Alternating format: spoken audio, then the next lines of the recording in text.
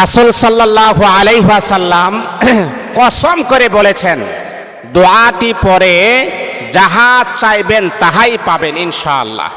এটা খুবই গুরুত্বপূর্ণ একটি দোয়া।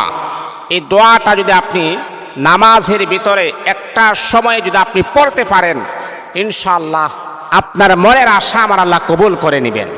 কারণ এই দোয়াটা এতটাই পাওয়ারফুল একটি দোয়া, যেটার ভিতরে ইসমে আজম আছে। আর ইসমে আজম পরে আল্লাহর কাছে দোয়া করলে আল্লাহ পাক রব্বুল আলামিন সেই দোয়াটা আমার আল্লাহ অতি দ্রুত কবুল করেন।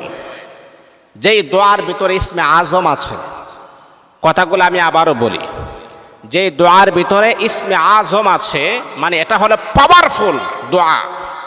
ইসমে আজম, আল্লাহ পাকের কিছু নাম আছে, সেগুলো হচ্ছে ইসমে আজম।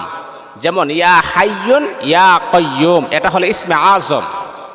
এই যে আয়াতুল কুরসি পড়ার সময় কিন্তু ইয়া হাইয়ুন ইয়া কাইয়ুম চলে আসে।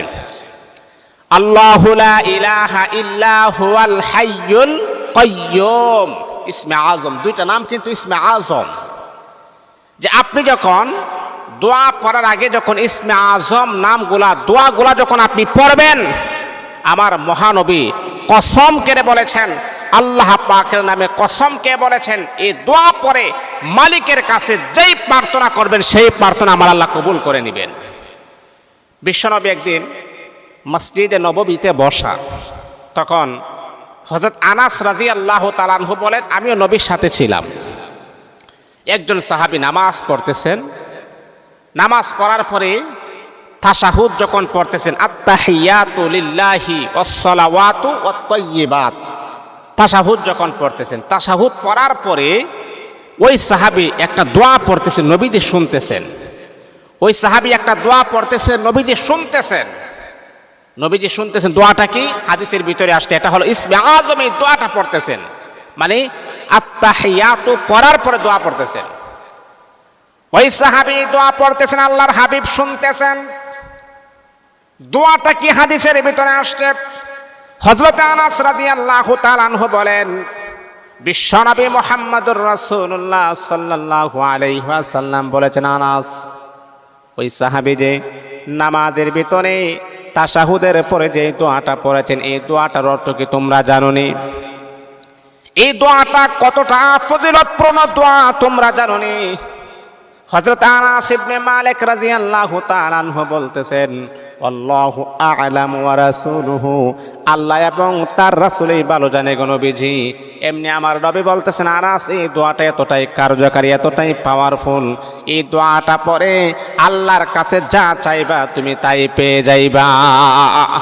এটা হলো ইসমে আজম। আরে বলেন কি কোহা, দোয়াটি হলো আল্লাহুম্মা ইন্নী আসআলুকা বিআন্না লাকাল হামদু লা ইলাহা ইল্লা আনতা আল মান্নানু বাদিউস সামাওয়াতি ওয়াল আরদু ইয়া যাল জালালি ওয়াল ইকরাম ইয়া হাইয়ুন ইয়া কাইয়ুম। এই দোয়াটা কখন পড়বেন, কিভাবে আপনি পড়বেন রে বান্দা শোনো। যখন আত্তাহিয়াতু তাশাহুদ যখন আপনি পড়বেন, অথবা দুরূদ শরীফ যখন আপনি পড়বেন, দুরূদ শরীফের পরও আপনি পড়তে পারেন, তাশাহুদের পরও আপনি পড়তে পারেন।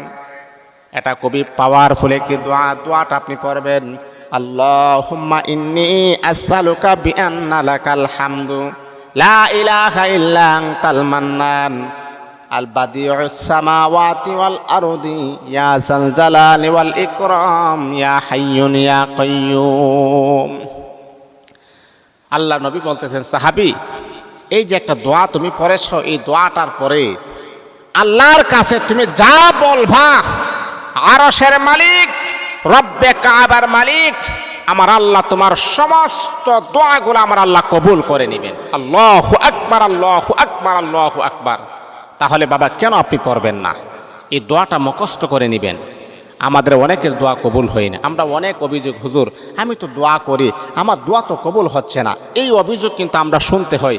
বাবা, আপনার দোয়া কবুল করার মতো কিছু আলামত আপনি তৈরি করুন।